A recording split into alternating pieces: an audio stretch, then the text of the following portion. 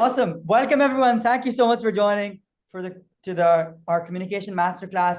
And this is all Daniel and Heather's work. So these are two new friends that I've made, and I've been very inspired by their work. They teach people how to communicate effectively, and they've actually built a successful business around teaching people how to communicate effectively. And they're very young, they're very ambitious, and like you guys as well, they are British, but their parents are from abroad. I think Heather is Iraqi, and Daniel as well is not from the UK. Daniel, where are your parents from? Yeah, bro. So my mom is Spanish, my dad is Nigerian, bro. So his mom is Nigerian. Dad is Nigerian, sorry. So basically, what we can do now is Heather and Daniel, if you guys could introduce yourselves really briefly, we could have a few minutes of introduction, and then we can jump straight into the slides. I will not be speaking much. Heather and Daniel will be presenting, and then we can probably leave 20 to 25 minutes for Q&As. Does that work for you guys, Daniel and Heather? For sure. Yeah, that sounds perfect. We've actually got a little bit of a presentation planned out where we're gonna map out the introduction and whatnot. So Heather, if you want to just share that screen. For sure, yeah. For you sure. guys can start sharing your screen, and I'll mute myself as well. Thank you so much, guys. Hand over to you guys. Good, man.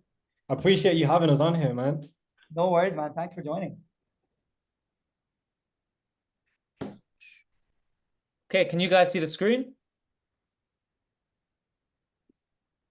Yep, Yeah, we can.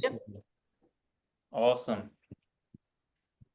All right, so let's get straight into it then. Welcome to the Communication Masterclass. Obviously, it's going to be run by me and my business partner, Hyder, over here, and we are in collaboration with International Hustlers.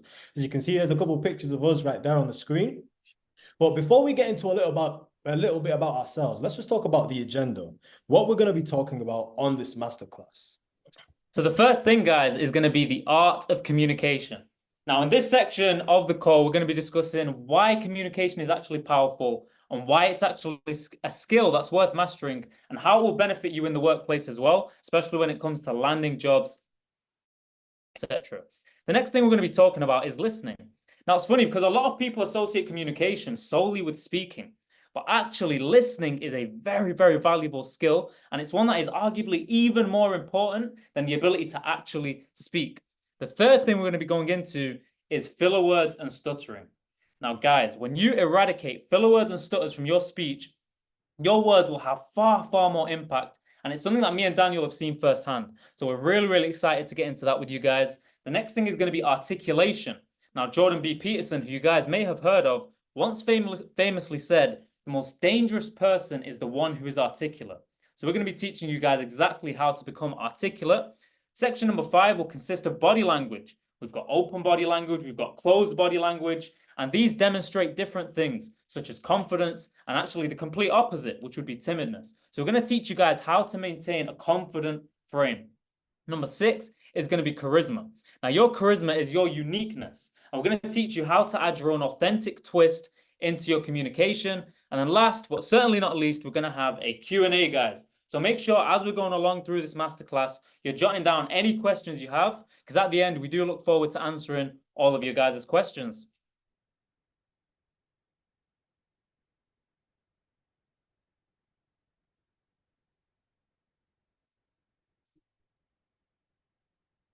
I think Daniel's having trouble unmuting.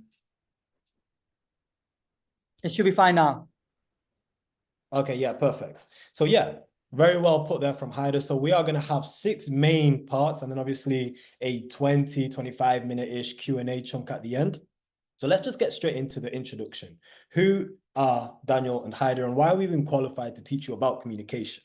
So the first point, as you can see over there, we've amassed over 780,000 followers on social media across all platforms. That means that we have had multiple experiences talking to the masses, hundreds of thousands of people consistently every single day. You can see the screenshots here. On a joint account, we have 300,000 followers. On the TikTok, almost 300,000 followers. And on the personals as well, we've got a combined 60,000 followers. So we've had quite a bit of experience when it comes to actually speaking to the masses on a day-to-day basis. And when you have this experience, you pick up a skill or two, guys. And you also pick up connections, which is actually point number 2. We've made international connections with the best of the best in our industry and in other industries as well. Things that we've been able to leverage to help us on our journey. And when it comes to our journey, we've been on both ends of the spectrum, guys. We've been the antisocial guys, the guys who are shy and timid and don't speak to anybody. And as a result of that, don't get much results. We struggle to find friends. We struggle to land jobs. We struggle to get our desired outcomes when it comes to a conversation. So we've been there and we understand that. But we've also been on the other end where we're speaking to hundreds of thousands of people every single day. We know how to manage a conversation. We know how to influence people. We know how to articulate our thoughts, so much so that our vision and what we are thinking is actually put into the head of the listener, the person who's taking in our words and our information. And it's a very, very, very important skill, guys. Okay, we are the founders as well of the Master Communicators Academy. Also, just before we move on, it's very important to know that both the TikTok and the Instagram have been taken down now, guys. So if you were to try and research it, they are taken down, unfortunately. RIP those accounts. But yeah, so we also run a Master Communicators Academy, and that has recently just been launched. Well, it's going to be launched, actually. We've still got the protocols and whatnot. And yeah, so we studied and practiced communication for 2 years. That's a long time, guys. We've diligently been in front of cameras day in, day out, practicing communication, speaking to a camera. That's a very, very good skill to learn, guys.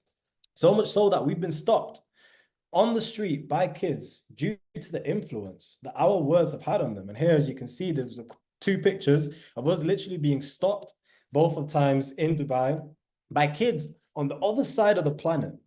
And they've said to us, appreciate the words of motivation, appreciate the support. You guys have changed our lives, etc.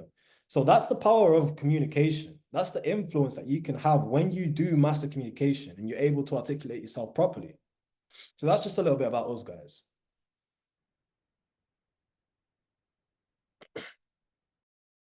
So it won't let me. There we go. Have I unmuted? Yeah, I think I've unmuted. Awesome. So let's get into communication, guys. So what I need you all to understand is that communication is power. People don't consciously judge your communication. You have to understand that this is largely a subconscious game. For example, if I start speaking to you now and I use a lot of filler words, if I like, you know, when I speak and I want this job, etc., you're not going to be sat there thinking, hang on, this guy's using loads of filler words. He doesn't sound very smart. He doesn't sound very knowledgeable. But what is going to happen is those filler words and those poor articulation skills are going to send an unignorable message to your subconscious. And this is going to heavily influence how you are going to judge me. It's a large subconscious game, guys, and it molds the first impressions of whoever is speaking to you. It molds their first impressions of you. And this, as you can imagine, is absolutely crucial in a job interview, especially because it's a high pressure situation and people will often go in quite nervous. They'll be very prone to stuttering and using filler words. Now, this man here on the right is Jordan B. Peterson, very famous public speaker. And he once famously said, as I previously mentioned, the most dangerous person is the one who is articulate. Now, I want you guys to think about this, because what do we typically associate a dangerous person with? The biggest person, the strongest person, the richest person, the one with the most control. The most dangerous person is the one who is articulate. That is powerful. Jordan Peterson also went on to say, when you know how to think, write, and speak, you will become deadly. And that is exactly what we're going to be teaching you guys how to do in this masterclass.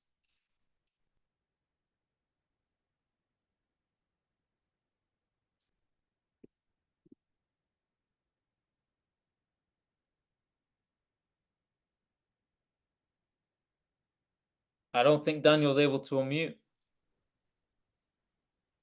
I fixed it. Apologies. Because I had to keep the mute. Yeah, perfect. I'm Should be able good to now. mute now. All right, cool. So effective communication, unequivocally, it's going to breed influence, trust, and respect. Something that I'm sure every single one of us could use with. Okay. And when you do this, when you actually master communication, you're able to convince anyone of anything. And this is very important when it comes to a job interview and landing an actual job. Okay. So these are 2 very key points. Just give me 1 sec. And here are a few examples where being a good communicator 10x's your chances of success. Number 1 is convincing an employer to actually hire you.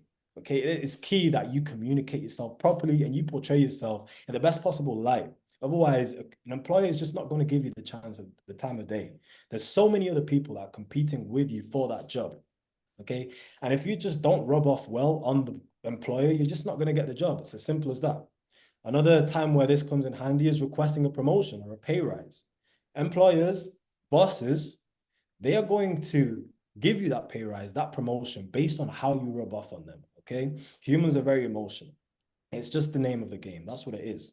People can tell you all they want. It's down to competence. And I guess for a certain extent, yeah, it is down to competence. But naturally, if there's two competent people, they're going to go for the person they like most. And you do so by being a good communicator. And lastly, we've got first impressions in the workplace. Now, this is a key because not only do you have to impress your employer, you've got to impress your colleagues. And this is absolutely key. If you do not rub off well on your colleagues, you're going to hate your job, man. It's just what it is.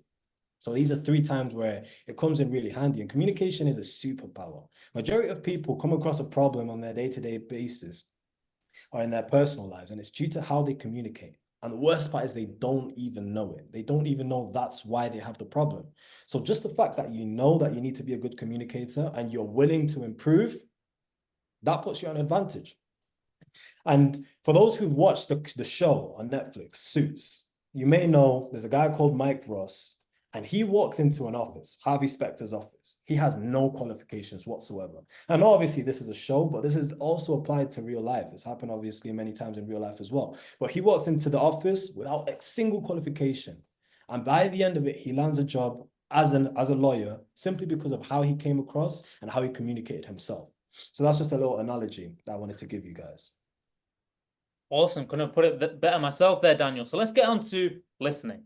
So funnily enough, guys, the first facet of becoming a good communicator, a master communicator, has nothing to do with speaking. It's all about listening. Now, you might have heard the saying, God has given us 2 ears and 1 mouth.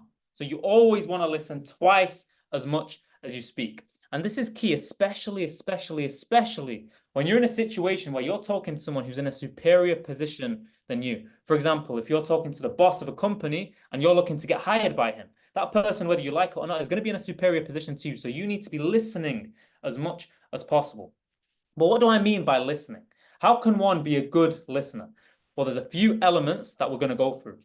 Number 1, pay close attention to the speaker and be genuinely present in the conversation. Don't be thinking about how much money you might make from this job or what the workplace environment will be like or what you're going to have for dinner tonight. You need to be genuinely actively listening to the speaker. And this can be quite difficult, especially because in this day and age, we're all constantly hyper-stimulated with all the modern technology. Our attention spans have facing some damage as a result of that. So it's very, very important that you train yourself to be able to actively listen to people and pay 100% full attention without your mind going all over the place. You need to listen to what people are saying, because not only will it reflect in your body language, but it'll reflect in the way you answer their questions. And that is absolutely key. Number 2 is don't interrupt. Now, this is a very basic principle of respect, guys. Don't interrupt people. Let them speak. People love talking. They absolutely love talking. And if you're in a position where you're trying to please someone, the best thing you can do is just shut up and listen until you're asked to speak. Because that way, that person will take a liking to you. Because as I said, people just love talking. So let them speak. Number 3 is answer the bloody question, guys. If you are asked a question, make sure you answer it. However, there is a fine line between being concise and being dry. Now, what do I mean by concise? By concise, I mean being straight to the point and not going around the houses and waffling a ton. But being dry is when you're almost too concise and you're coming across almost as a little bit rude and a little bit passive aggressive. There's a very fine line between the two, which you need to be careful of. So make sure you answer the question without going too around the houses and losing the attention of the person who asks you the question. And the last point is to make eye contact and show you're engaged. Now, this is crucial. Make eye contact when people are speaking to you. I'm going to give you a little fact here, guys. The optimal percentage of eye contact to make during a conversation has been shown to be between 80 and 90%. Yet the average American only makes eye contact for 50% of the time. 50% of the time. And what this shows is a lack of confidence, and perhaps even can be perceived to be as a lack of respect, which is the last thing you want to be portraying, right? So guys, make sure you're making eye contact. Well, that's not the only way that you should be showing the speaker that you're engaged. You should also be showing your engagement by making little gestures. For example, nod every now and then, or say, yeah, 100%, or yeah, agreed, 100%, I agree. Just show that you're engaged. Because as I said, people love to speak. So if you can show that you're good at listening, then these people are going to take a liking to you. And that will absolutely skyrocket your chances of landing the job, or not even landing a job, even just getting your desired outcome from that interaction. And if you break any of the following elements, you risk being perceived as untrustworthy, unreliable, and perhaps even quite dumb. So, on to filler words and stutters, guys. So yeah, Haider's put it really well there. Now, the truth is, like, when you speak like this, you sound very, very, very incompetent. That's just the name of the game, okay? If you were to sit opposite an employer and say, I'm good for the job because, in my last job, when they're not going to take you seriously. It's as simple as that. That's just the name of the game. There's going to be hundreds of people who they interview who don't use as many filler words and stutters, okay? When you use filler words so frequently, you come across as nervous, unconfident, unreliable. These are 3 traits you do not want to come across as when it comes to a job interview. That's just the name of the game. And a quick little fact here, which is quite interesting.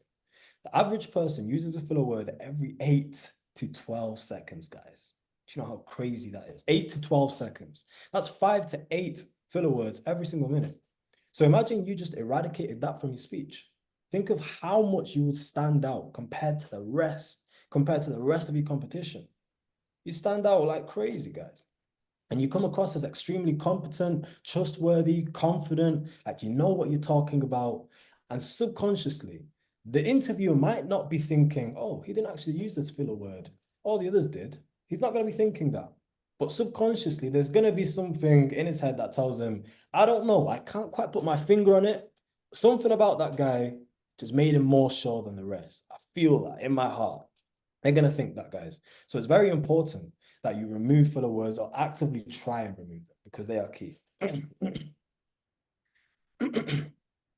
And scientific research has actually proven that people who use filler words are far less likely to get their desired outcomes. And that's whether it comes to selling in a business, whether it comes to selling themselves, an idea, etc. And that's because of what we've just covered. It makes you seem less competent, less trustworthy, less sure of yourself.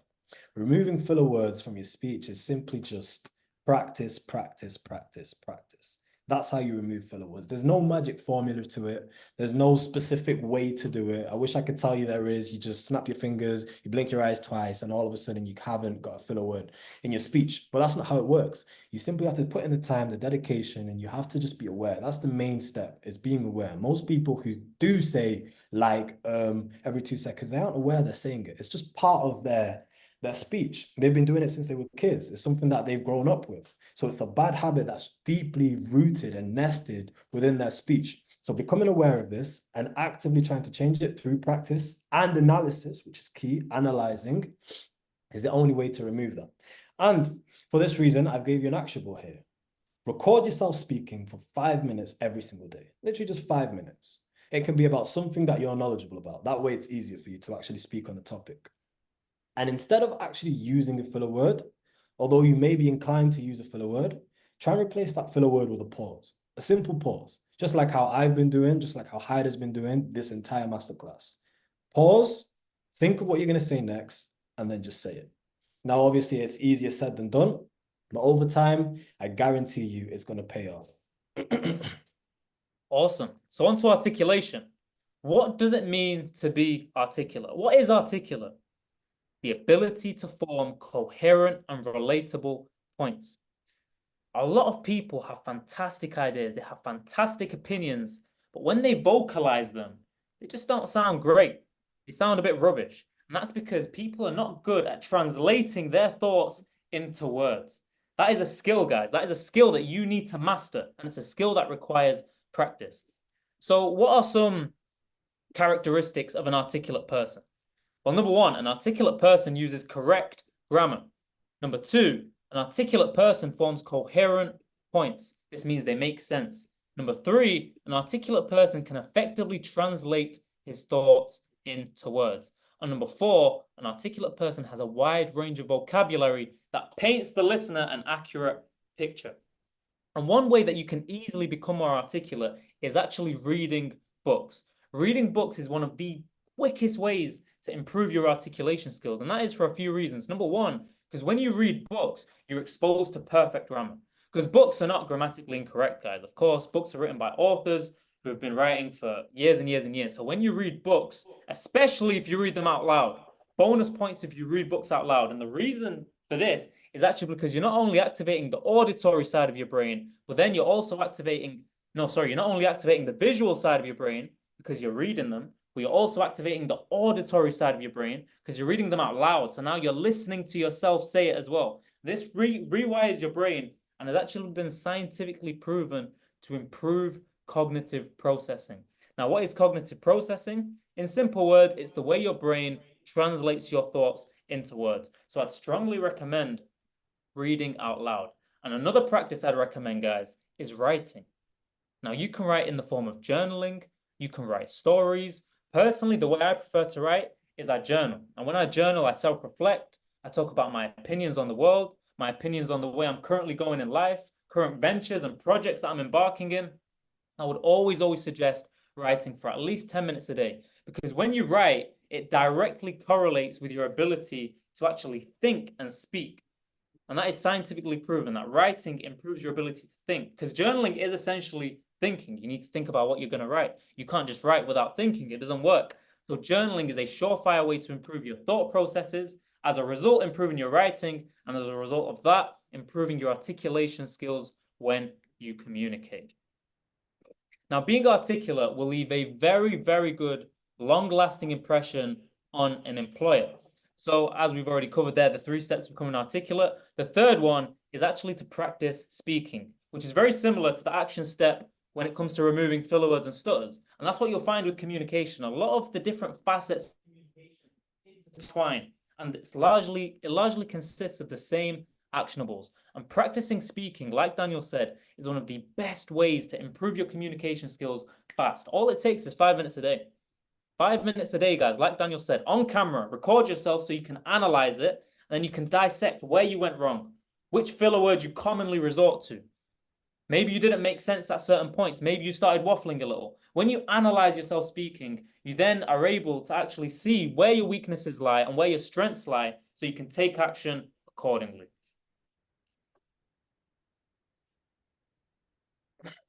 Exactly, very well put.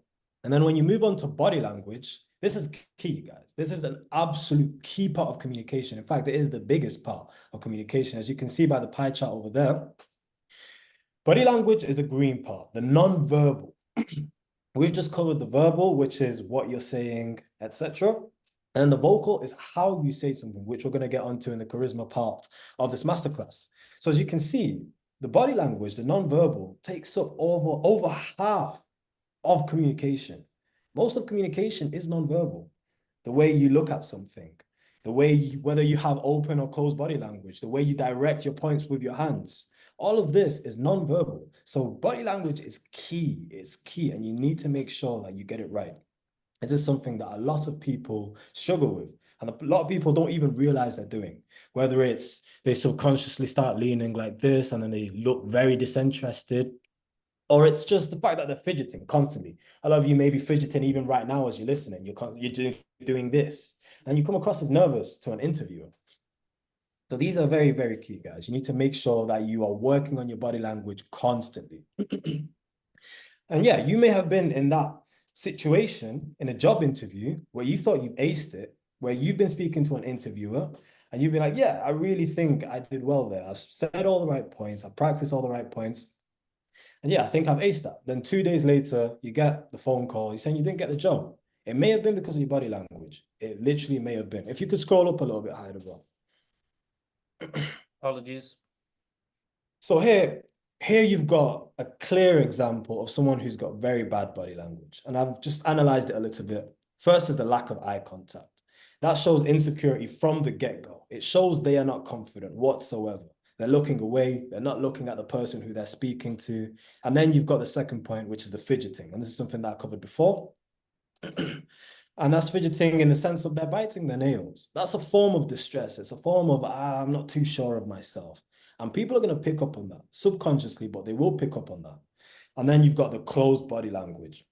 Look how she's got her hand in front of her body, in front of her torso. This is scientifically a subconscious way of pacifying yourself, a way of making yourself feel a little bit more sure and secure because you are nervous, because you are distressed. So these are subconscious signs and signals that you are giving off to your employer, who may not acknowledge it consciously, but subconsciously, they are going to keep track of that. And they're going to think, you know what, this guy didn't rub off on me in the best possible way.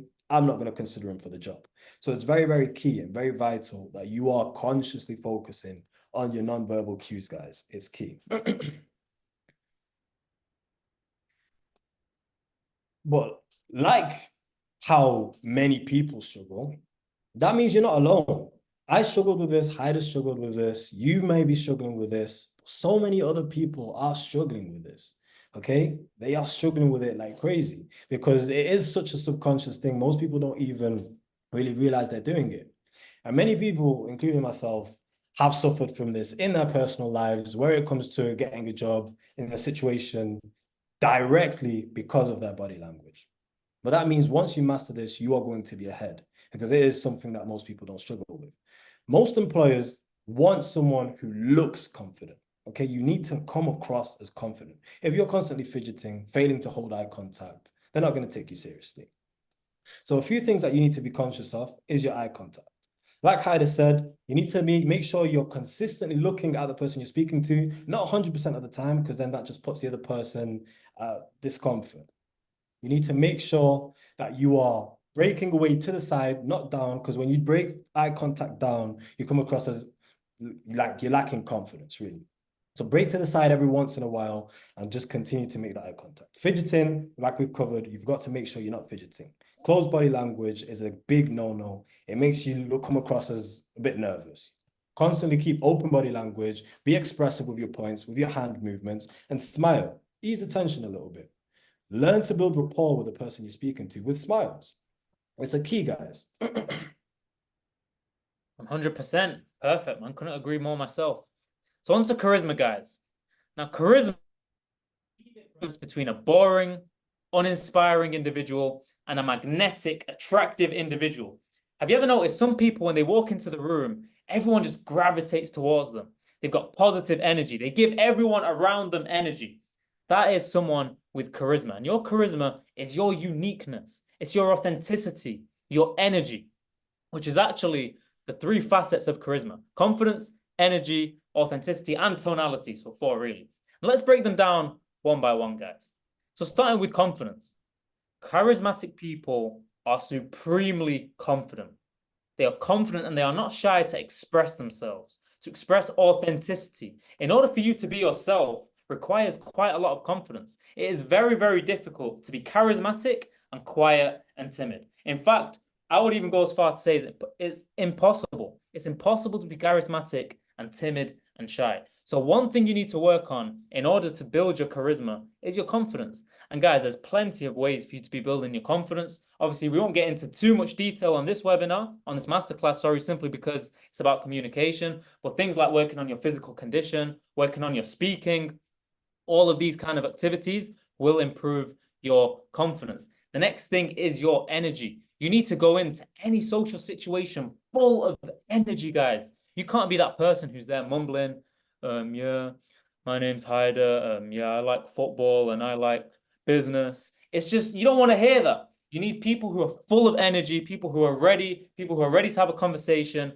people who are just full of positivity, and that'll rub off on you because energy is very contagious, guys. Energy is extremely contagious. And if someone is energetic, it's going to rub off on you. Likewise, when you're just around a bunch of low energy people who look like they have no life left inside of them, it's going to rub off on you. And it's just not a nice environment to be in.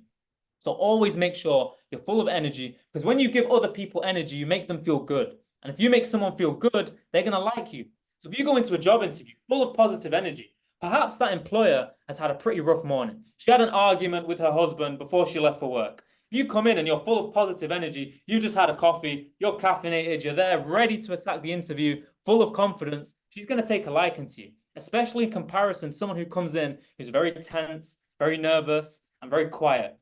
Just your average person who comes in for an interview. It's not going to stand out. So on to tonality, guys. Charismatic people are not monotonous. You need to speak with tonality. You need to know when to go louder, when to go quieter. You need to know when to go faster, when to go slower.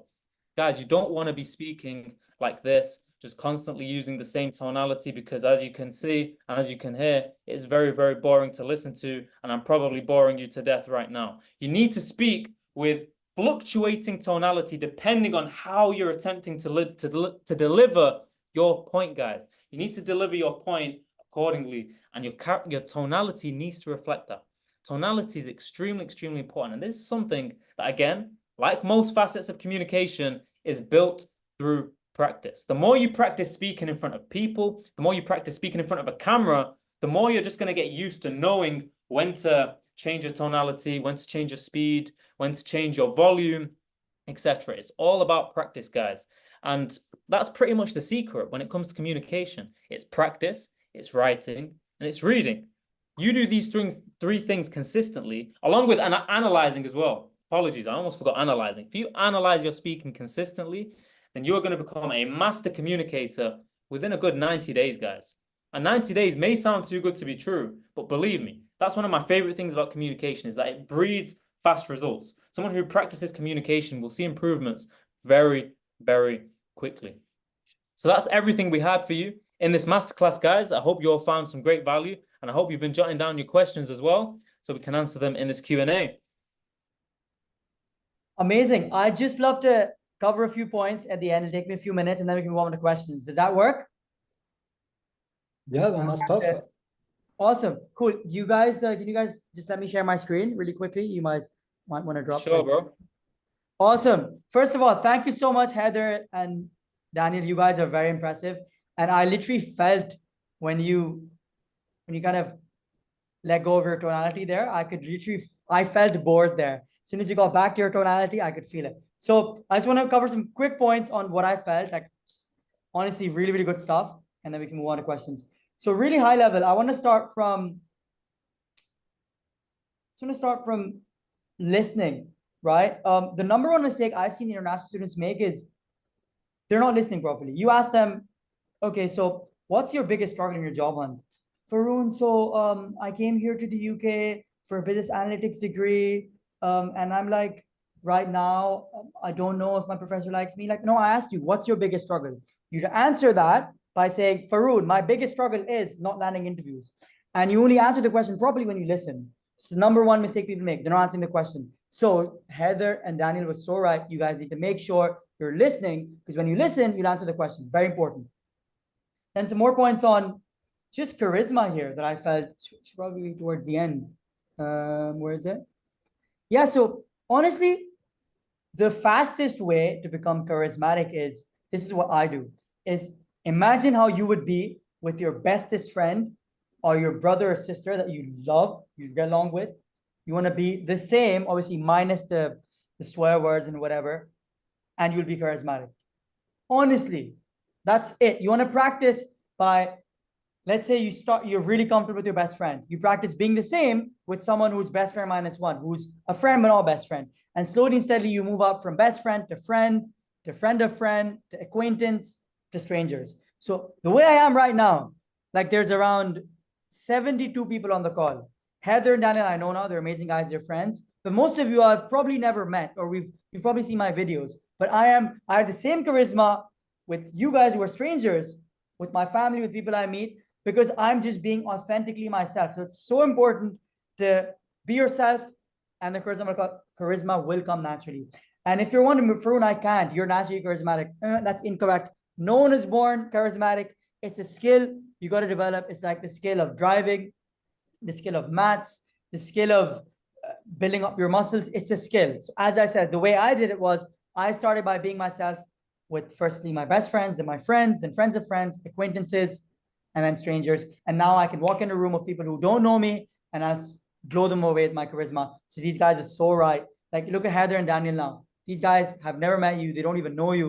It's not even their audience. It's my audience. If they come in and if they've won you vote, they have won you over through charisma. That's how powerful it is. And there were 72 people at the start of the call. There's still 72 people now.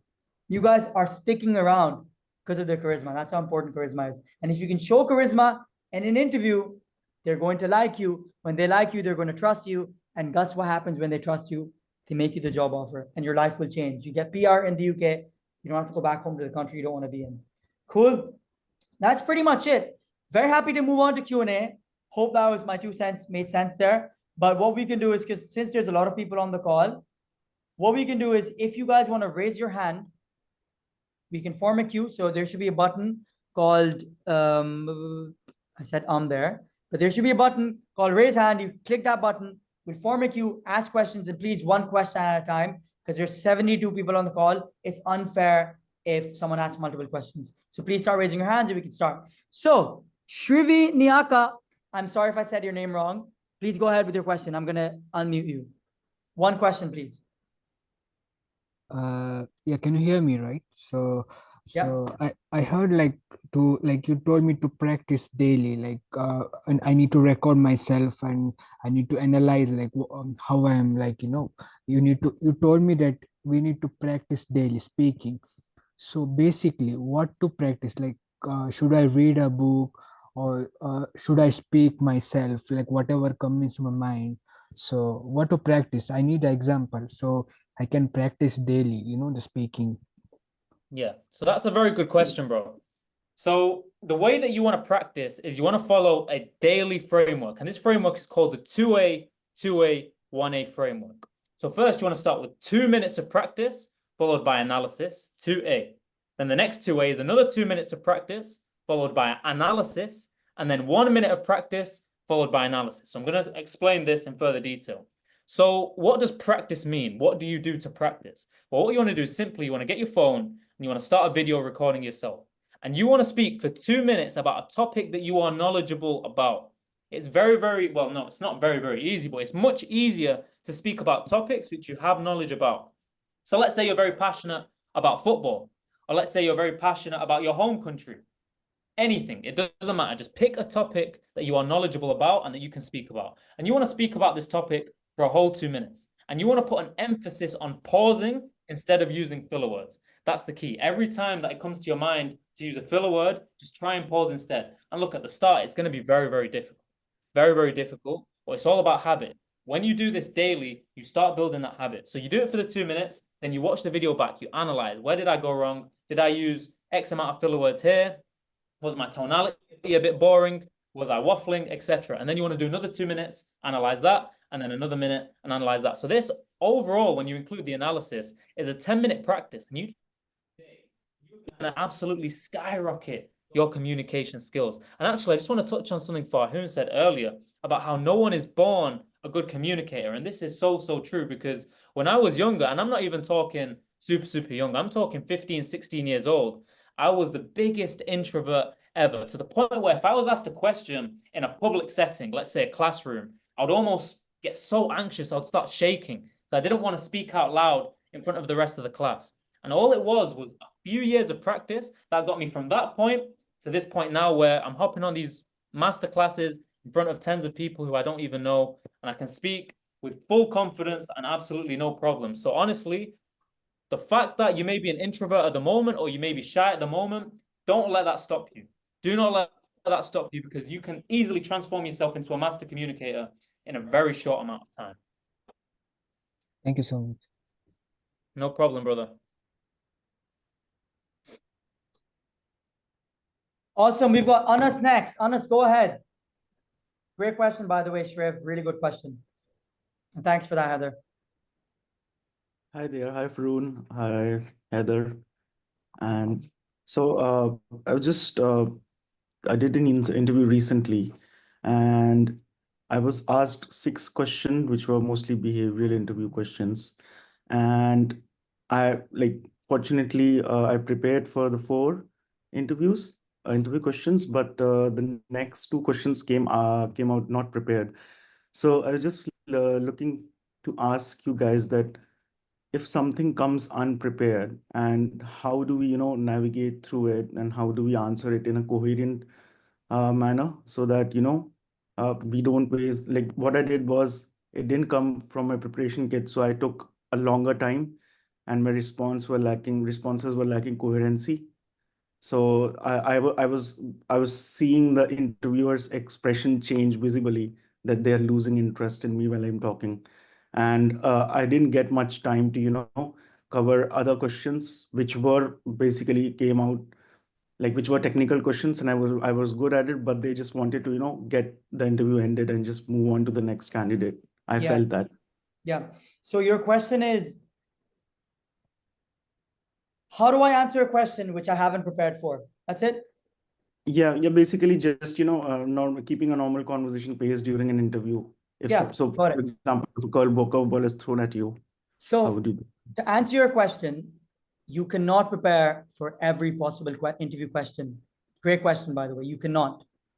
The only way you can prepare is by analyzing job description in full, in depth, line by line, preparing examples for each responsibility, each requirement they have, so that you can improvise on the spot. And the way you improvise on the spot is by taking a step back. And when they ask you a question which you have no idea how to answer, literally the first word that comes out of people's mouth is they just start speaking without thinking. What I would do, and what I did to land my job at KPMG when I was 20, I'm from Pakistan as well, unless I imagine you're from Pakistan or India. I said, can you allow me 60 seconds to collect my thoughts and structure my answer? I thought about my answer. I structured it in my head. I said, okay, I'm going to form 3 points. First is going to be this. Second is third of this. Organize my thoughts and say, okay, I'm ready now. So there's 3 reasons why I think KPMG is not in danger with the recent audit news. That was the question. Give them 3 reasons. And I said, I hope that answers your question. Is that clear? They're like, yeah, that's very clear. So whenever you don't have an answer to a question because you haven't prepared for it, step 1, actually, no, not step 1. Step 0, do not freak out. Step 2, so that's step 0. Step 1, even if you don't know what you're going to say, just ask for 60 seconds, because that shows that you don't just speak without like thinking. You want to think before you speak.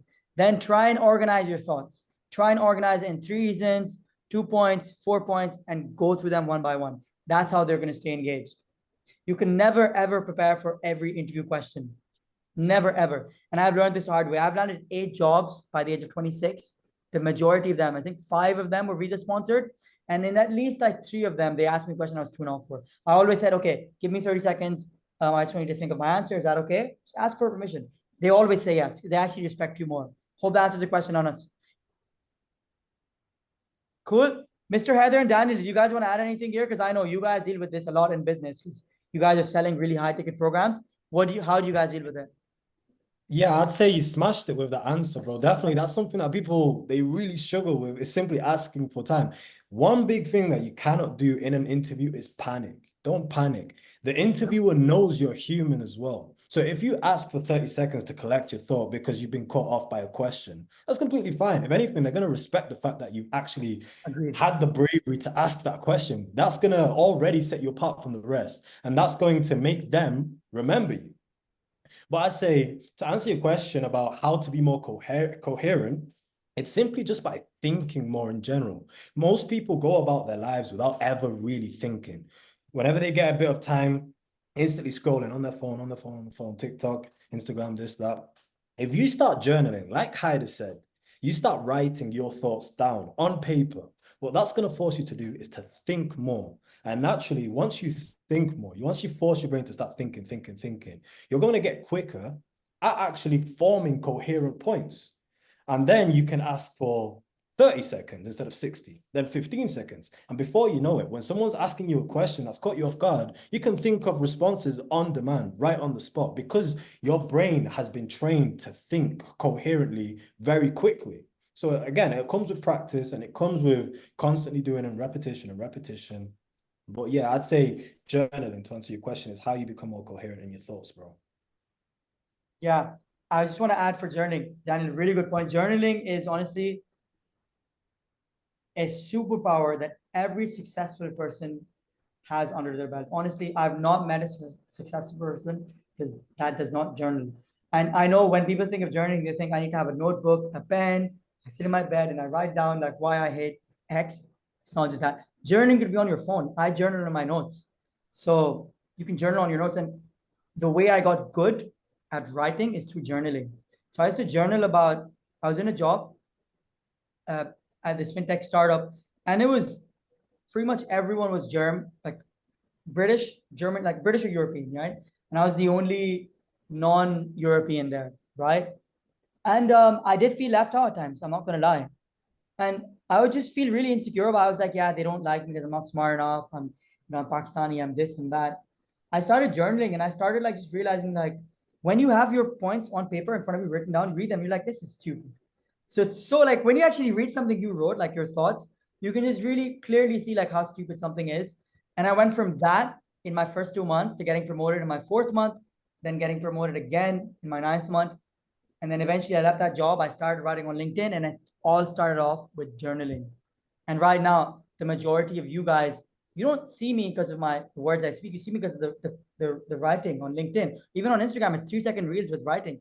And writing is super powerful. So if you can journal, you start thinking better. When you think better, you start speaking better. When you speak better, you get a job. So I'm going to move on to Zainab now. But yeah, great point, Daniel. Journaling is a hack. I wish I started journaling earlier. I started at like 22. I wish I started earlier. But Zainab, I'm going to move the floor up to you. Feel free to ask your question.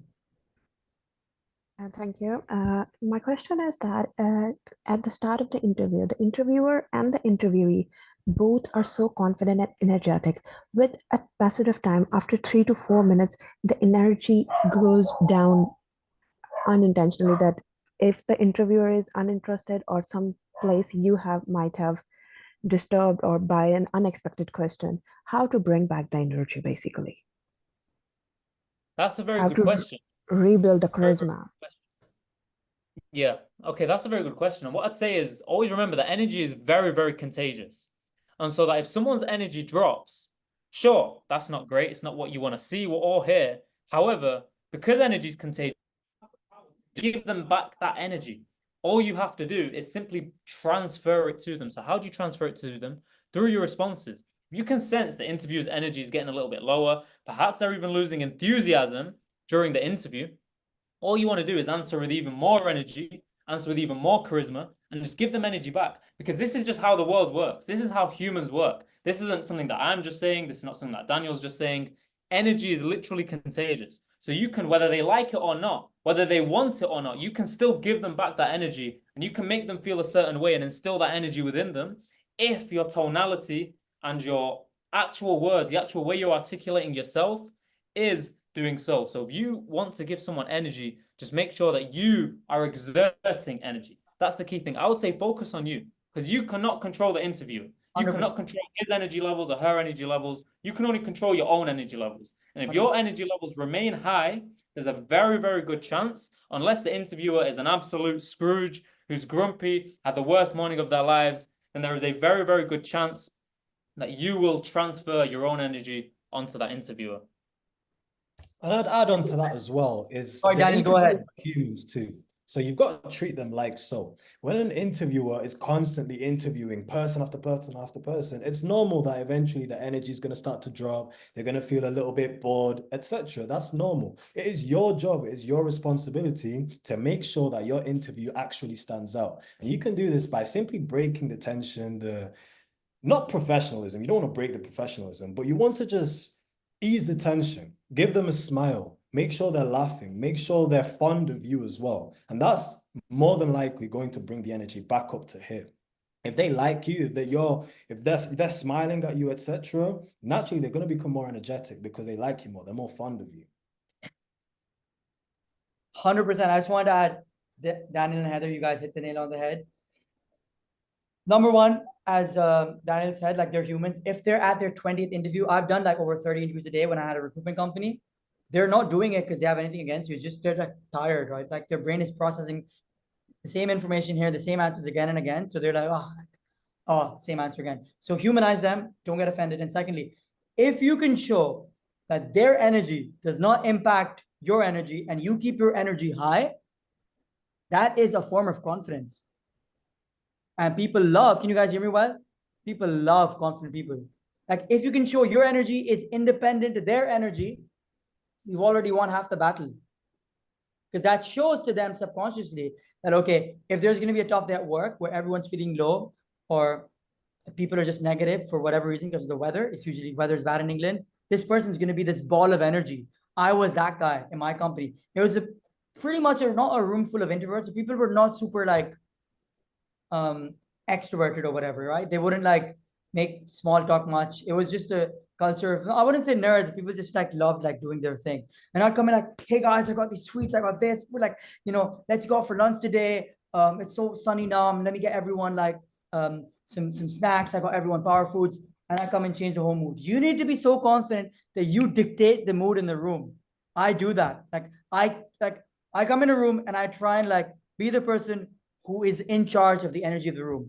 You be that person. You've always seen other people do that, and you're like, wow, I can't believe how like Rohan like just gets everyone energetic. Be that person.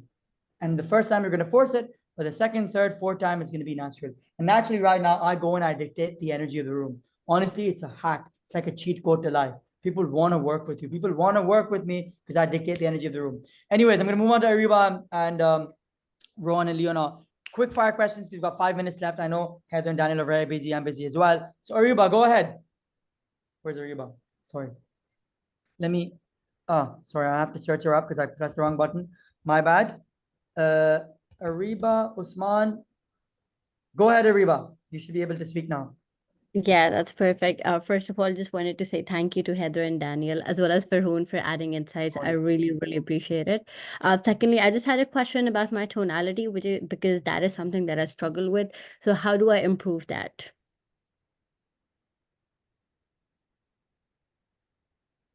So when it comes to tonality, I would say it's literally just a game of practice. Practice, practice, practice, because everyone starts off monotonous.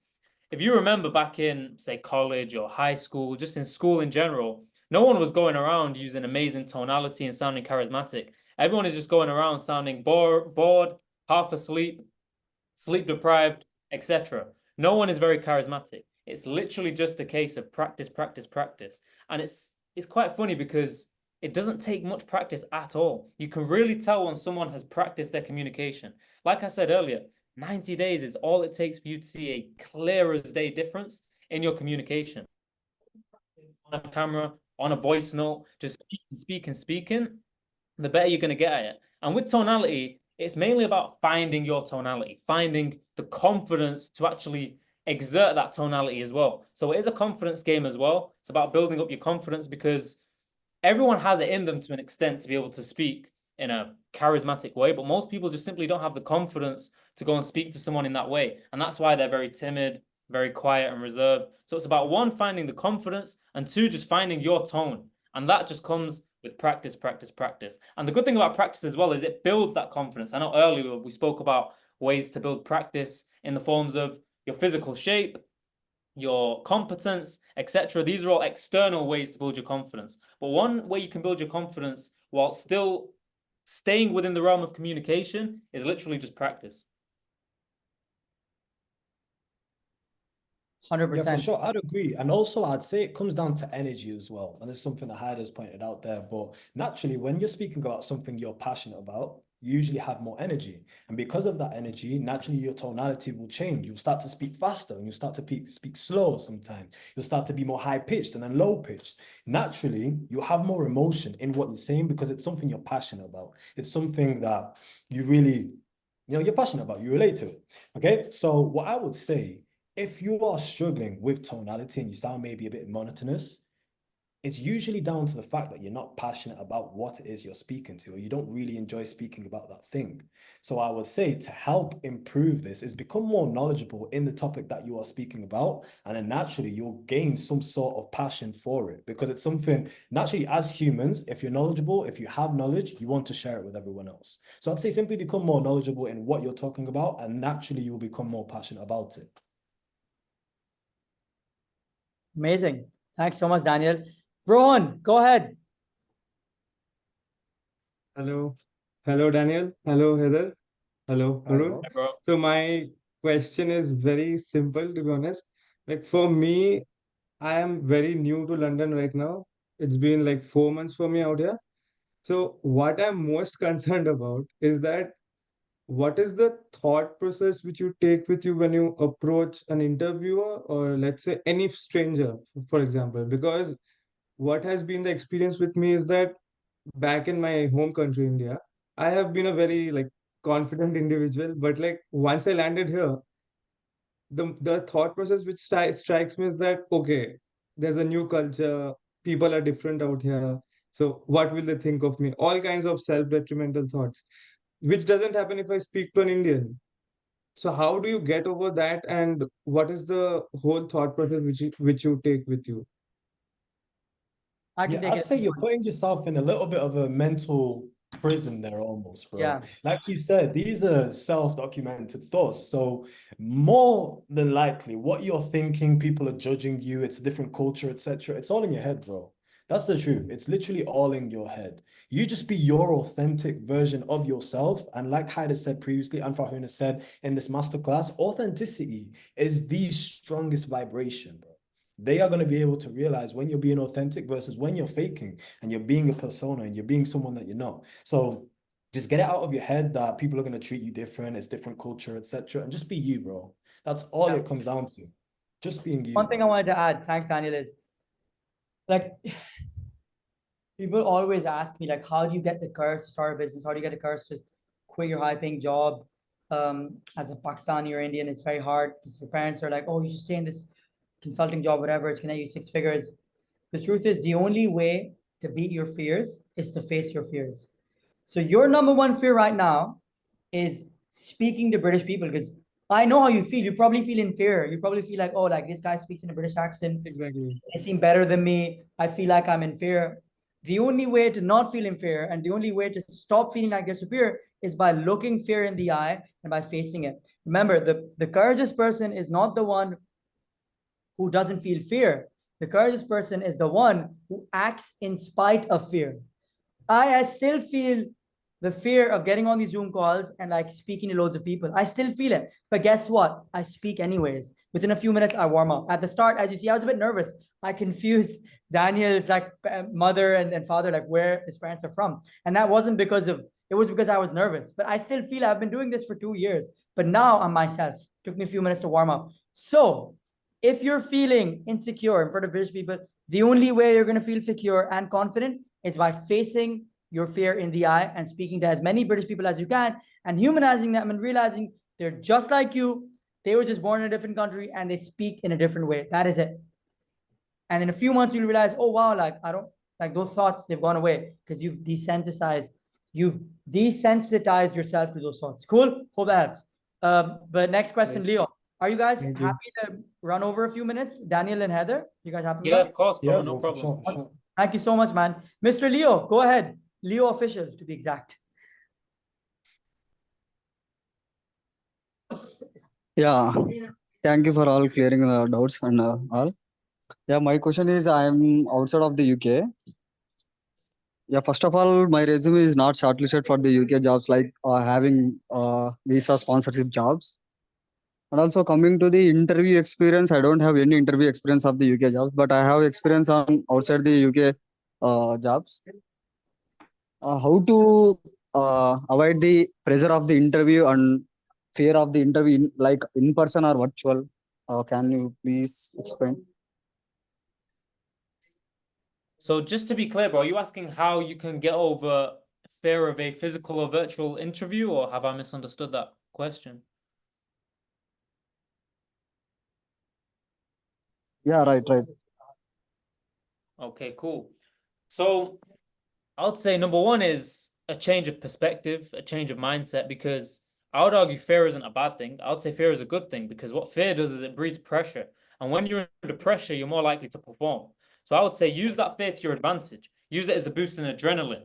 Use it as energy, because that's what fear is. It's energy. You start, your legs start shaking, your heart is thumping. That's energy. That's free energy for you, bro. So use that to your advantage. Use that energy and use it to pump yourself up. And I know it's easier said than done, but with enough practice and enough mind conditioning, it's definitely something which you can make a reality. Number two, as always, bro, I would just say practice. The more you practice and the more you prepare for something, the more confident you're gonna be for it. It's like, for example, think back to in school, bro. School, college, university. When you had an exam, if you studied meticulously for that exam, on the day of the exam, you weren't nervous. You were absolutely fine. You were excited for the exam. But if there was an exam and you know you didn't study for it, you went to that exam and you were nervous. You were thinking, man, I might not do well. This is not good, etc. So it's all about preparation, definitely preparing. What I will say is for your first one, you're not really going to know what exactly to expect because no matter how many times you practice or how many mock interviews you do, it's not going to quite replicate the same pressure of the real thing. So you're just going to have to take that on the chin. It's a human feeling to feel nervous, to feel fear. You're just going to have to take it on the chin and use it to your advantage and just power through it, bro. Yeah, thank you. And also, what way the resume is shortlisted to the visa sponsorship jobs? Leo, we can take that offline. We want to focus on the communication questions. Is that okay? You can DM me on Instagram. I can answer you there. Does that work? Yeah, okay. Perfect. Thank you. Iram, or Iram, I'm sorry if I said your name wrong. Go ahead.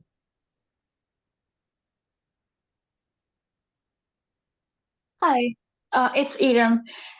First of all, hello guys. Thank you so much for conducting such an insightful session. It's really amazing. You guys are doing an amazing job.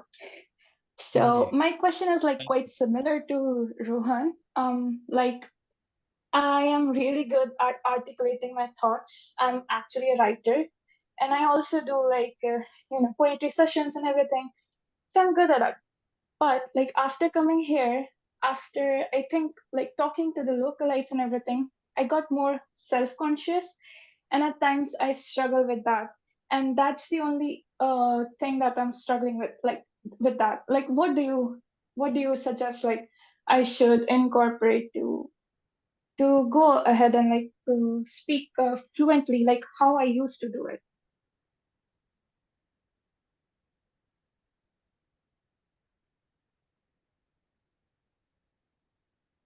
So when it comes to speaking fluently, say obviously you've come to a new country and you're feeling a bit self-conscious. What you said there is completely normal. It's something that a lot of people are probably in the same position as you. A lot of people have probably felt in the past. So it's something which is going to happen. It's inevitable. However, there's a saying which I always refer back to, and that's competence breeds confidence.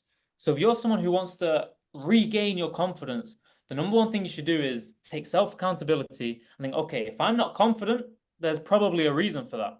Maybe I've slacked off somewhere. Maybe my communication skills have taken a hit. Maybe I'm not as much of a high performer as I used to be. Wherever it may be in life, there's usually a reason for a drop in confidence. Now, of course, sometimes external factors can affect you, such as the way people might look at you or the way people might judge you in a different country. It's normal. However, I would always go back to self-accountability and I'd say competence breeds confidence. So the number one thing I'd suggest for you as well is, again, just practicing. Because when you practice communication and you can see yourself getting better, you can see yourself getting more fluent, that is going to make you more confident. So not only does that make you more confident, but it also improves your communication skills. So you're almost killing two birds with one stone because you're using the communication practice to improve your confidence. So I would say follow framework where you spend that 5 to 10 minutes every single day practicing in front of a camera, because it's harder than you think, turning on a camera and just speaking for 2 minutes. You know, when you guys all go ahead and try this, you'll see, okay, actually, this isn't as easy as I thought it was. And you're going to stutter loads, you're going to make loads of mistakes. It happens. As they always say, embarrassment is the cost of entry. So do that every single day, get used to it, keep getting better at it, and eventually that confidence is going to reflect in real life. Because when you speak to people who you come across on the street, people in the workplace, people in education, you're going to be a more competent communicator. And as a more competent communicator, you're going to be a more confident individual. Thank you so much. I will keep that in mind. Yeah. No problem. Should we take a last question from Bilal? Go ahead, Sure. Bilal. Thank you very much, Fran and Heather and Daniel, for giving us the time for this. So the thing is that the most problem I have is that when the interviewer asks that define like a situation where basically you have to tell a story, like you have defined a situation where you have gone above and beyond in your profession. for your customer or something like that, like, where you have to actually tell a story. So I find those very difficult situations to like maneuver basically, because you have to come up with the story, like with the whole story and how did you accomplish that mission while being sitting in the interview chair. So can you please elaborate how can we tackle this type of situation, like, smoothly? Yeah, sure. So the first way that you could tackle this is that's actually a very common question when it comes to job interviews. In my fair share of job interviews, I've had many job interviewers ask me that exact same question. So number one, you could even think of a scenario on this, not on the spot, sorry, beforehand, that's practiced and ready to go so that you're not under pressure when it comes to the interview. Next, I'd also say, on top of that, it's simply just being upfront and honest with an actual time where this has actually happened to you. Because if you're upfront and honest, there's less chance of getting caught out in a lie or maybe backtracking in your story, etc. So being an upfront and honest, it doesn't have to be exactly, 100%, but if you can get a story from somewhere in your life where you have gone above and beyond and apply it to the question, more often than not, it's going to, because people can really tell when you aren't telling the truth, when you're not being authentic. So I'd say try and mix the two together, bro. Yeah, and So just to add what will on to that, happen? I'd say when someone asks you about yourself, that should be the easiest question to answer, because there should be no one on the planet who you know more about than yourself. It's literally you. However, the way the world works today and the way society has been constructed is it's in a way where we're constantly looking at the lives of other people. I bet you could tell me all about Cristiano Ronaldo and these celebrities. Well, if you can't answer a question about yourself, it means two things. It means you've not been doing enough self-reflection and not enough journaling. So what I would suggest, bro, is constantly self-reflect at the end of every single day. Self-reflect, think about your own actions, your own life, your own journey. Think about what failures, what challenges you've overcome, and take lessons from them and write them all down. Because when you write these things down, before you know it, you're going to be very, very knowledgeable. And anyone asks you a question about you, you're going to be able to answer it like that. And that's how it should be, because you are the main character of your life, bro. No one knows more about you than you. So if you can't answer these questions, no one else will be able to. So the key is just thinking more about yourself, writing more about yourself, and really just getting into the mindset of this is my life. Let me analyze it. Let me see what's happening. Love it. Love it. Thank you so much, Heather, Daniel, and everyone for joining. Honestly, my team has been blowing up my phone. Sorry, guys, I've been a bit lost. But in a nutshell, guys, listen, if there's one thing you want to take away, that is mindset. Stop believing you're a bad communicator. Heather here, who's a phenomenal speaker. Daniel here, really, really good, very impressive speaker. Like Heather literally said, his legs would shake and he wouldn't be able to speak in a room when he was 16, right? So he couldn't even speak up when he was called out. Like he couldn't even answer questions in a room full of 10 or 20 people, right? Now a room full of about 70 people he was presenting. So communication is a skill. If you work hard towards bettering your communication skills, you will become a good communicator. That's it. Work hard on it the same way you work hard on your body, the same way you work hard on relationships, the same way you work on your degree. It's a skill. Do not neglect it. The communication should be your number one priority if you guys are looking for a job. And if you're looking for a job in the UK, drop a one in the chat. I guarantee you 90% of you guys want a UK job. And the number one thing that separates the people who get the jobs from the people who don't get the jobs are the people who communicate really well. The way I improved my communication skills was I'm from Pakistan. I moved to the UK when I was 18. I lived with Pakistanis for 2 years. In my third year, I lived with 4 British guys. I went from below average communicator to top communicator. And I got a job at KPMG when I was 20.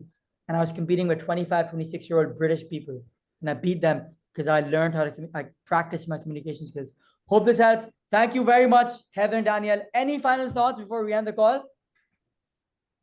It's been a pleasure, bro. Thanks for having us. It was amazing. Thank you for taking the Yeah, time. man, pleasure. And also thanks for everyone that joined as well, who took value, who stayed till the end of the Q&As. I really appreciate you guys actually staying till the end. Perfect. 100%. Thank you, guys. If you guys want to follow Heather and Daniel, do you guys want to should I drop your Instagrams in the chat?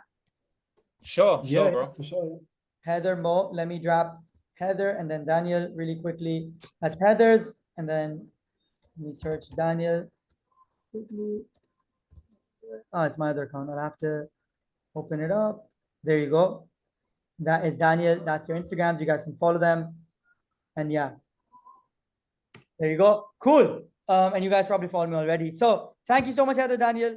Honestly, you guys have killed it. Like you guys did this in like 2 days. This felt like it took like years of work. So thank you so much. And thanks for everyone for joining. And hope you guys have a lovely Sunday. Cheers. Thank you Anytime. guys. You too. Bye-bye. See you later, guys. See you guys later.